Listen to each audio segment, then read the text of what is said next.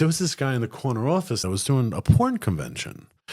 And I was 19, horny, obviously. So I was like, I want to do a porn convention. So I started a porn convention. And if you do your research, you'll see it was called the San Francisco Sex Expo. I booked this, and coincidentally, I didn't do my research. It was actually the same weekend as the Gay and Lesbian Pride Parade in San Francisco on Market Street. The worst nightmare for an event producer is having an empty hall. Well, it took me, I was down the block from my hall, and it took me an hour and a half to get there because I don't know if you've ever been to San Francisco, but Market Street is essentially closed during this time. And we just couldn't get there. So I was literally sitting in an empty hall. My vendors couldn't get there. It was that type of thing. So I leave the industry and I become a stockbroker and I do that whole thing. But I always wanted to get back into it. I'm sitting years later, I'm sitting with one of my clients who is local, and I'm sitting at the table with him and we're talking, and I'm doing really, really well. I have my own shop and I'm making like $300,000-400,000 a year. I'm doing really well.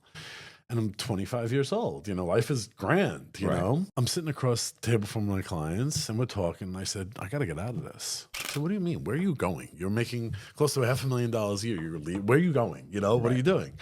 I said, I'm just not happy doing what I'm doing, you know? He said, well, what are you going to do? So I pitch him. I told him what I wanted to do during a sex convention.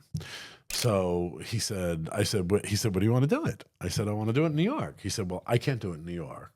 He said, I have ties, business ties. He said, what if I see somebody? I said, well, if you see somebody at the show, he's at the show. You're investing in the show. Yeah. So he wrote me a check and he invested in the show. And I started doing sex conventions for the next 8-9 years.